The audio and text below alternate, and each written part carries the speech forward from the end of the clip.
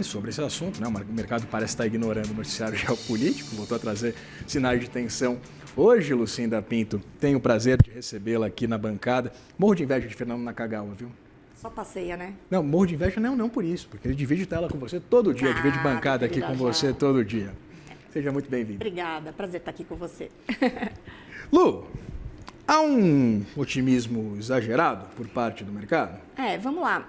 De fato, esse acordo é frágil. Acho que ninguém duvida que, com tantas idas e vindas, não dá para colocar todas as fichas na ideia de que o conflito acabou, de que caminhamos para um acordo definitivo.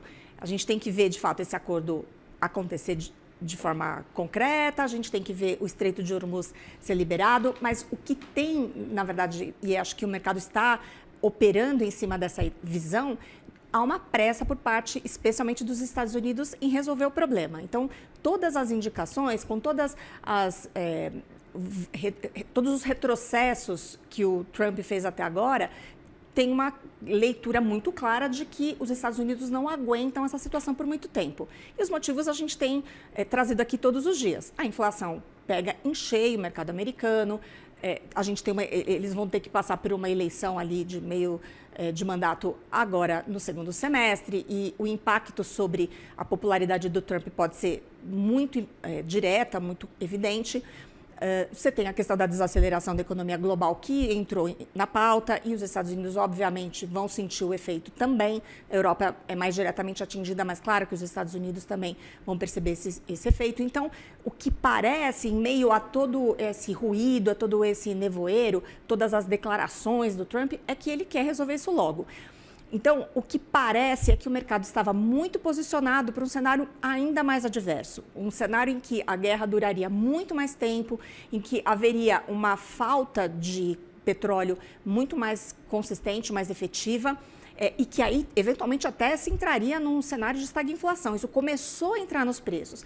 Então, o mercado posicionado para um cenário muito pessimista, muito caótico, e com essa percepção de que, com todo esse vai e vem, o Trump parece realmente colocar ali um pouco mais de força no processo de negociação. Então, o mercado está reajustando ali esse posicionamento. Eu tive conversas até com alguns operadores, alguns gestores hoje, e tem muito essa visão especial, inclusive no Brasil. Isso é uma questão, obviamente, global. Todos os investidores estão mais ou menos caminhando numa direção parecida, mas aqui no Brasil, de fato, você tem um posicionamento pouco preparado, digamos assim, para um cenário um pouco mais positivo. Então, a gente viu ali naqueles primeiros dias da guerra, aquele problema todo lá com os títulos públicos, Tesouro tendo que fazer recompras, quer dizer, o mercado todo zerou posições mais benignas, mais positivas, mais a favor de queda de juros, e isso está sendo revertido agora. E aí, como consequência, isso que você acabou de descrever, esse movimento de juros beneficia a Bolsa,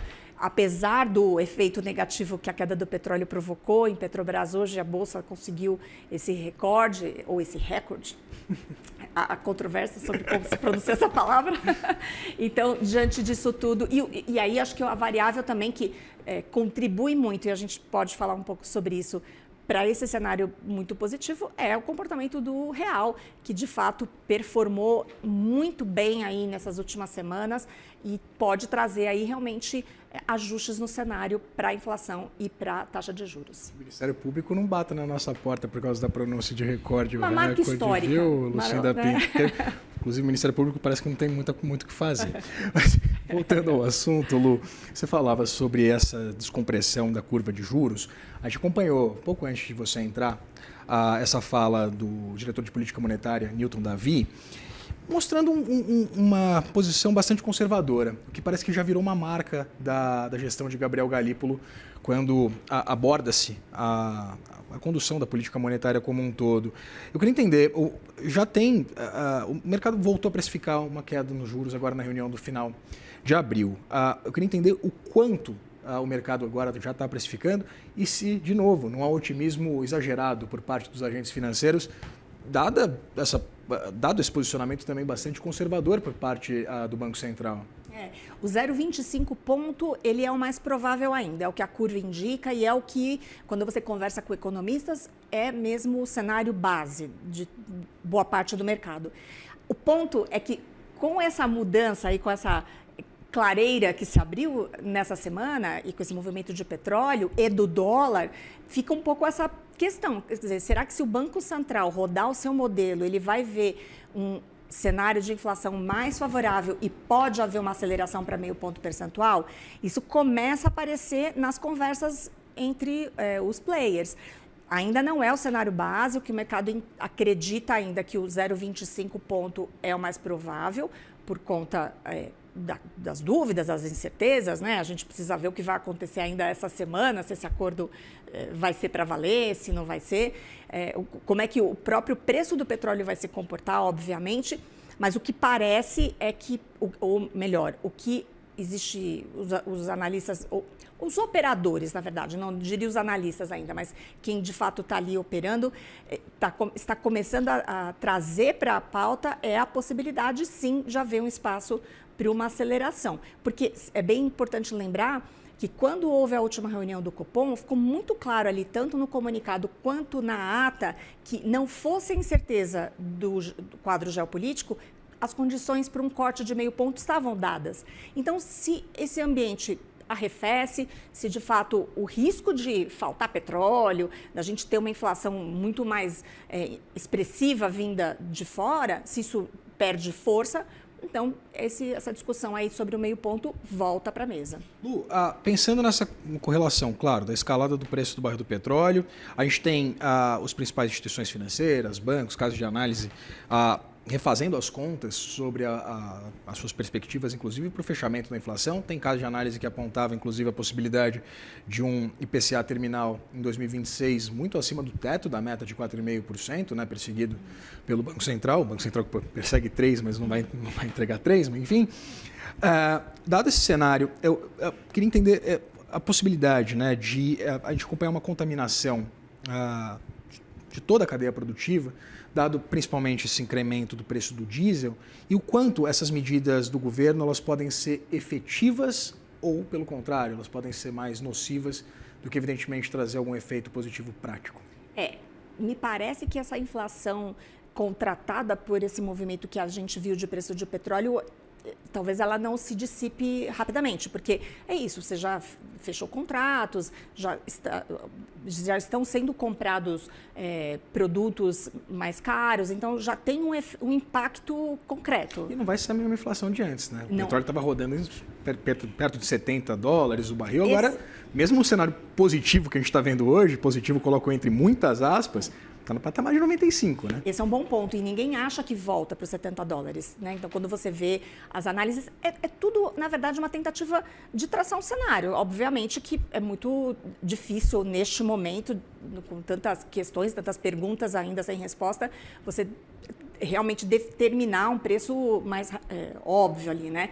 Mais consistente, mas fala-se, né? Os analistas entendem que $80 seria um piso, porque você teve uma destruição de infraestrutura, porque houve uma confusão, né, uma desorganização da cadeia produtiva, porque você tem ainda um prêmio de risco que provavelmente permanece por um período.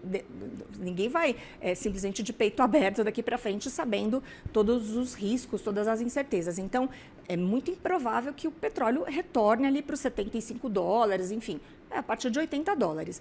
E tem uma questão de que, realmente, com o petróleo acima de $100, aí por tanto tempo, contratos já foram fechados.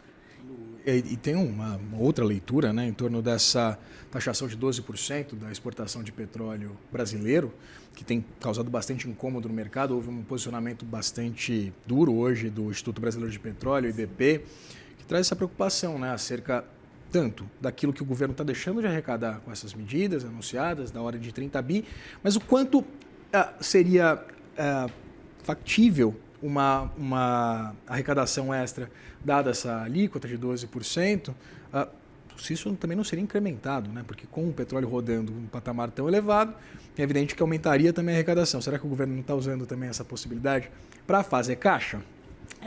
Pois é. O que eu penso sempre é uma coisa assim, a gente não conseguir, na verdade, tirar proveito de verdade de um cenário que nos beneficia. Então, é uma pena que a gente tenha tantas amarras, tantos desafios fiscais que nos impede de simplesmente conseguir surfar essa onda favorável do aumento da arrecadação vinda dessa crise, enfim, né, desse aumento de petróleo, do aumento dos royalties e tal. Então, o governo ainda precisar ficar buscando esse tipo de alternativa para fechar as contas.